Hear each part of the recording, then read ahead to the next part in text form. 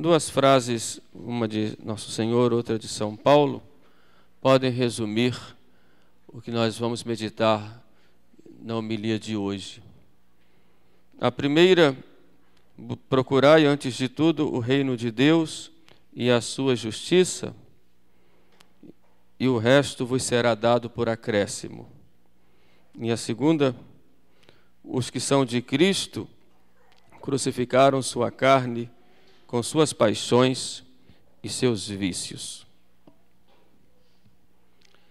Por que nós temos que crucificar a nossa carne com nossas paixões e nossos vícios? Por acaso a nossa carne não é boa? Deus que criou tudo, e tudo que Deus fez é bom, como nós ouvimos no livro do Gênesis, e Deus viu que tudo era bom, tudo que Deus fez é bom. Em que sentido São Paulo fala, então, que os que são de Cristo crucificam sua carne? Ou que o Espírito tem, com relação à carne, oposições, e as coisas da carne são opostas ao Espírito, e o Espírito à carne? Vamos tentar responder um pouco a estas questões, porque disso depende a nossa vida espiritual, depende a nossa santificação e até a nossa salvação. Deus nos criou numa perfeita ordem, como nós já temos oportunidade de ouvir várias vezes. Corpo, alma, corpo sujeito à alma, alma sujeita a Deus. De modo que nós temos corpo e alma. A nossa realidade é física, no corpo, e espiritual. Carne e espírito. Corpo e alma. E o corpo, o nosso corpo, ele conhece as coisas através dos sentidos, do que nós ouvimos, do que nós vemos, do que nós sentimos o cheiro, o olfato, do gosto, mas principalmente pelos olhos.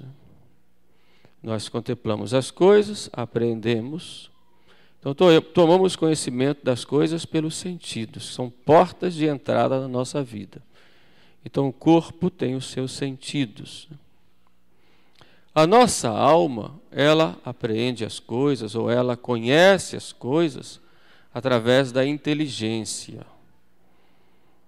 Então, eu posso olhar uma árvore, uma mangueira, e vejo lá a fruta. Então, meu corpo está vendo aquela fruta. E a minha alma vai conhecer aquela fruta, lembrando do seu sabor, do que ela pode fazer de bem, da sua quantidade. Vai ser uma coisa mais abstrata. Mas nós conhecemos, temos esses dois apetites. O apetite sensitivo, que busca os sentidos, e vai através dos sentidos, que é movido pela paixão, e o apetite intelectivo, que é movido pela razão. São dois modos de conhecer. Só que o mais nobre é a inteligência, é a razão. É ela que nos indica o que é certo e o que é errado, e a nossa vontade escolhe. Os sentidos apenas me mostram e me fazem desejar aquele objeto conhecido. Então, se eu vejo uma pera, eu gosto de pera, então eu vou lá, me dá vontade logo de comer aquela pera. Mas é a razão que vai me dizer se eu posso comer ou não posso comer, se está na hora ou não está na hora, quantas eu posso comer, porque os meus sentidos vão buscar logo a pera. Então eu como uma, muito bem, mas se eu for me deixar levar pelo sentido, eu vou comer uma, duas, três, quatro, cinco, um saco de peras. Porque o apetite, a paixão dos sentidos, ela não tem critério a não ser a busca do objeto. A razão é que é superior, que vai me dizer se o critério certo de quando eu devo fazer, como eu devo fazer, ou se eu devo ou se eu não devo. De modo que quando Deus criou o ser humano a razão sujeita a Deus, mas a razão que governando todo ser humano. Isso é o normal. Porém, pelo nosso pecado, há em nós, pelo pecado de Adão, há em nós um desregramento. De modo que a nossa carne, ou o nosso corpo, ele busca todas as coisas sem critério, apenas pelo prazer de buscar, ver e quer logo. É a razão que tem que vir em auxílio. Só que a razão ela vai depois. A gente vê a coisa até chegar lá na razão para dizer vai, faz, não faz, o corpo já foi. Porque há em nós essa fraqueza. Eu me levantei, eu acordei, por exemplo, hoje às 3 horas da manhã. Aí eu olhei o relógio, está muito cedo. Estava tão quentinha a cama, virei para o outro lado. O corpo disse, fica. A razão falou que pode ficar também, que pode dormir mais um pouquinho.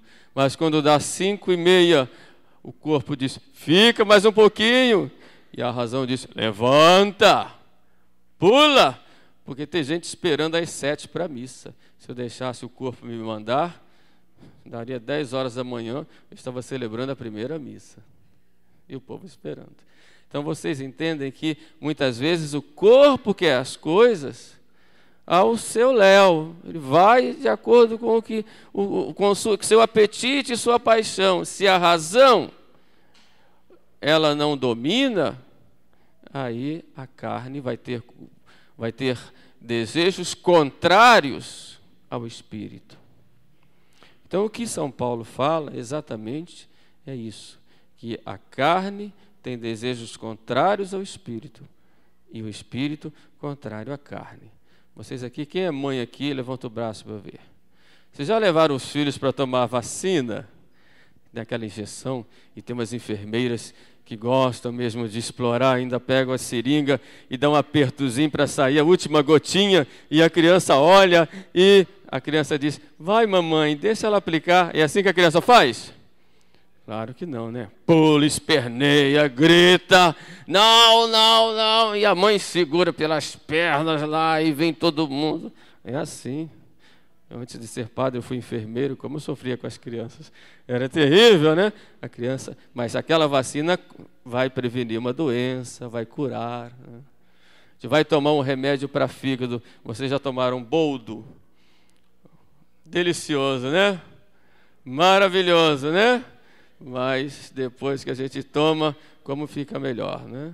Então assim, a carne, ela tem desejos contrários ao espírito. Se a razão não diz para a mamãe, segura teu filho, tua filha, e deixa gritar, porque agora é hora de dar a injeção, a mamãe vai deixar, se a razão não domina, a mamãe vai deixar o filho ficar doente. Né? E assim na nossa vida. Só que não é fácil, porque há uma revolta da nossa carne contra o Espírito, exatamente por causa da concupiscência. A gente foi batizado, está unido ao nosso Senhor, só que esse desregramento, essa desordem continua. Aí Jesus Cristo vem em nosso auxílio com a graça, porque se não fosse a graça, nós não conseguiríamos. Mas se nós nos deixamos levar pela carne, aí é que vem o pecado, que vem o abandono de Deus, que vem a escravidão. É dessa escravidão que São Paulo nos previne quando ele fala das obras da carne. Então quem tem o missal, pegue aí e vamos repetir para a gente ficar bem prevenido. São Paulo diz, contra essas coisas eu vos previno. Então vamos nos prevenir, não é?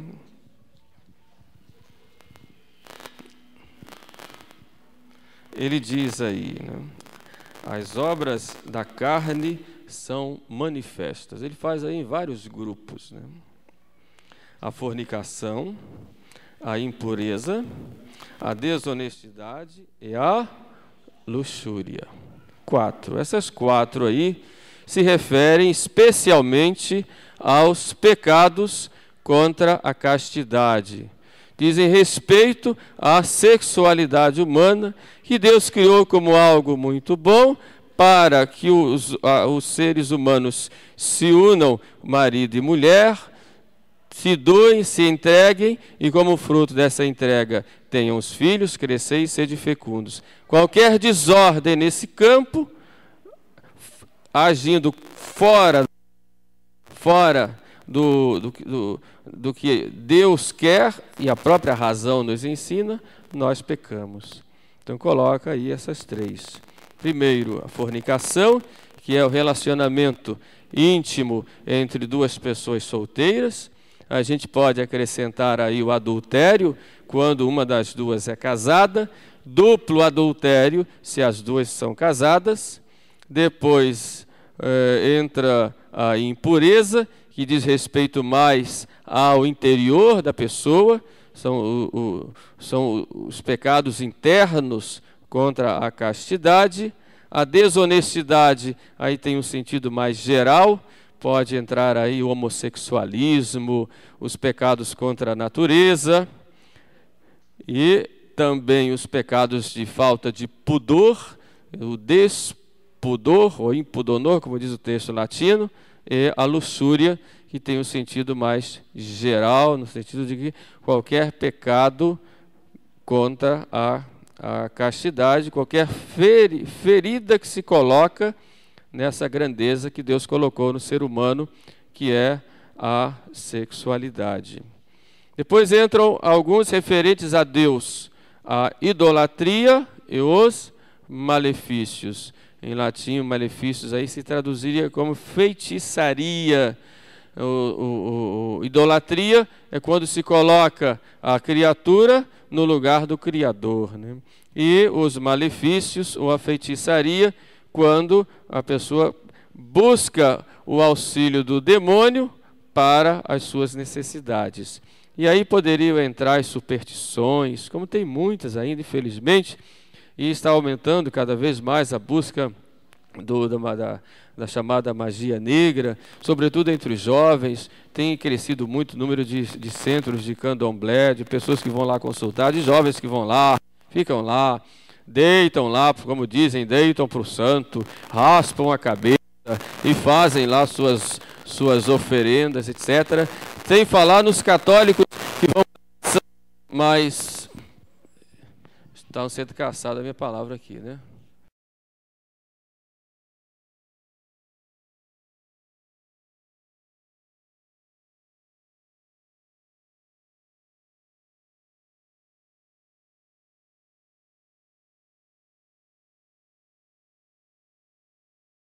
Falou do malefício, o capeta logo trabalha, né?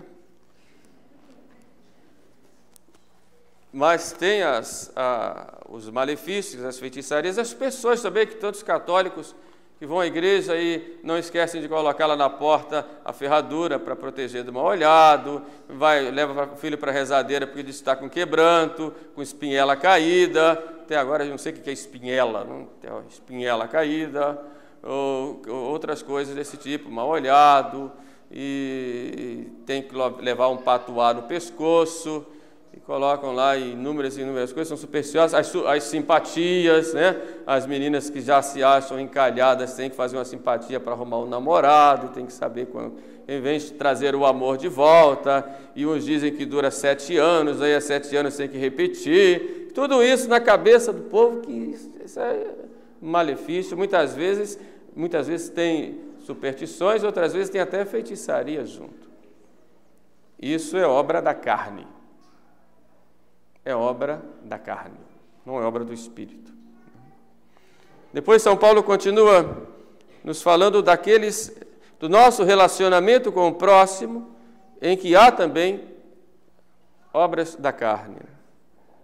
Aí ele vai citar as inimizades, as contendas, as rivalidades. Isso é muito comum, e vem da inveja, rivalidades, as iras, as discórdias, falta de concórdia, né? As discussões, e aí nas discussões a gente pode colocar o espírito de crítica, viver criticando a tudo e a todos, e esse espírito de crítica é sempre fruto do orgulho, que só eu estou certo, E eu quero dar sempre a última palavra.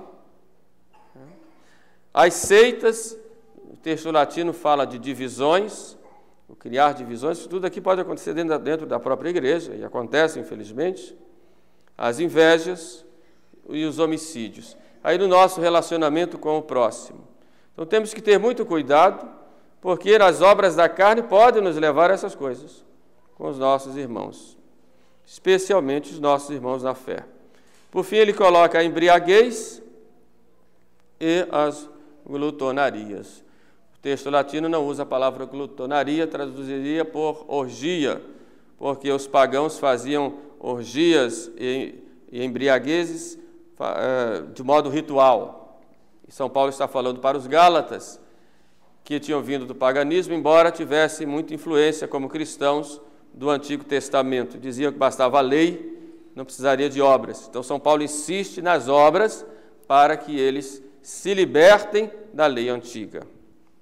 Contra estas coisas e outras eu vos previno. Então são obras da carne que manifestam esse desregramento que há em nós. Nós somos cristãos, como disse, vivemos do Espírito. Nós fomos batizados no Espírito Santo e somos templos do Espírito Santo. Por causa disso, devem brotar em nós essas obras do Espírito. E o Espírito Santo age em nós com seus frutos. E só não acontecem quando nós, por culpa nossa, deixamos que as obras da carne sobressaiam e colocamos obstáculos ao Espírito Santo e resistimos ao Espírito Santo em nós. E que frutos são esses do Espírito que São Paulo coloca? Vamos ler aí juntos. A caridade, a alegria, a paz. São frutos do Espírito Santo que nos levam para Deus. A paciência, que é a capacidade de sofrer contrariedades por amor. E como é preciso ser paciente, né? Os casais aí que o digam, né? Quanta paciência tem que ter com o outro, né? Paciência, a benignidade. O que é benignidade, né? Benignidade é você olhar o que o outro tem de bom. Não olhar para o outro nos seus defeitos, olhar no outro nas suas qualidades. É benignidade. Imagine se Deus não fosse benigno, estaríamos perdidos, né? Fosse olhar só os nossos defeitos, quando saíssemos daqui, ia cair um raio em cima de cada um, né? Deus olha também com um olhar de benignidade, né? A bondade, a longanimidade, que é longanimidade, a grandeza de alma, né? Tem que ter um espírito aberto para fazer o bem a todos e fazer só coisas grandes, querendo fazer o bem para todos. Grandeza de alma, mesmo que sejamos pequeninos. A mansidão, aí já se refere a todos os homens, a fidelidade, o cumprimento das suas obrigações, a modéstia no falar, modéstia no vestir, modéstia no nosso comportamento. Modéstia tem aí o significado de limitações, controles. Não nos descontrolemos, senão nós estaremos perdidos. A carne manda. A continência e a castidade. Quanto a essas coisas, não há lei. Aí São Paulo termina dizendo, porque os que são de Cristo crucificaram sua carne com seus vícios e paixões. É claro que, se nós olharmos assim, do ponto de vista intelectual, conhecendo essas coisas, a gente fica, meu Deus do céu, o que é que eu vou fazer porque eu sou tão fraco? Eu faço tantas promessas a Deus e depois eu caio. Vou no confessionário tantas vezes e às vezes digo sempre as mesmas coisas. O que é que eu vou fazer então? Eu não tenho solução? Eu estou perdido? Claro que não. E vem nosso Senhor, com o auxílio da sua graça, nos fortalecer, porque nós fomos salvos pelo sangue de nosso Senhor Jesus Cristo, e a salvação vem aplicada a cada um de nós, mas nós precisamos nos abrir para a graça. Precisamos da graça de Deus para tudo. O que é que nós devemos fazer então para essa graça vir? Temos que nos abrir para ela. Com humildade, precisamos rezar. Sem oração, é impossível alguém vencer. As obras da carne vão mandar. O primeiro conselho que nós damos nesta luta é a oração, essa oração de intimidade com Deus. Então não passe nem um dia sem ter esse contato íntimo com Deus pela oração. Segunda coisa, a vigilância. Se eu sei que um ambiente me leva a pecar e que lá a carne vai mandar e o espírito vai se submeter, então eu não vou naquele lugar. Se aquele ambiente me leva ao pecado, eu não vou lá. Vai me fazer mal. E depois eu vou me perder. Então, a vigilância. Vigilância nos lugares onde eu vou, vigilância no que eu vou escutar, vigilância no que eu vou ver, a televisão, internet, tantas coisas que eu posso evitar porque eu sei que eu sou fraco e que a carne vai querer mandar. Então, vigilância. Vigilância na língua, nas palavras. Fala demais? Então faça o contrário. Fale de menos. Você só é dono daquilo que você não fala. Daquilo que você fala, você não manda mais. Depois tenta remendar, mas não manda mais. Terceiro, os sacramentos. Sacramentos. Principalmente a comunhão. E na comunhão nós temos essa união íntima com o nosso Senhor, que depois nos une com os irmãos, que recebem o mesmo Jesus Cristo, né? E nessa intimidade com o nosso Senhor, Ele vai nos transformando. E depois, graças a Deus, existe o confessionário, né? Porque quantas vezes a gente cai, e tantas vezes a gente tem que voltar lá, bater no peito e dizer: Pai do céu, estou aqui porque eu pequei e preciso do teu perdão. E você vai receber a graça santificante de novo, vai ser transformado e vai receber, evidentemente, as orientações do sacerdote e vai, com a graça de Deus, recebida no sacramento, vai continuar a luta. Então, essas três coisas: oração, vigilância e sacramentos. Aí sim. Depois, uma outra coisa muito importante que a gente precisa aprender desde criança é ter espírito de sacrifício. Os grandes problemas que existem na nossa vida espiritual é porque em nós há pouco espírito de sacrifício. A gente quer sempre do bom e do melhor. E quando vem qualquer contrariedade, a gente pula, logo grita, logo reclama, logo sai brigando com todos, porque nós não queremos um pouquinho de sacrifício sequer. Por isso São Paulo diz: crucificaram sua carne. Os cristãos crucificam a sua carne. Os que são de Cristo crucificaram sua carne. Então, esse é o espírito de sacrifício. Aí nós vencemos. E a cada dia a luta vai acontecendo. Essa ascese, que a gente chama de ascese, que é esta luta na vida espiritual, vai nos fazendo crescer. E isso é a cada dia, para a gente poder estar sempre unido a Deus e um dia podemos participar do grande banquete que Jesus nos prepara no céu. Amém. Louvado seja nosso Senhor Jesus Cristo.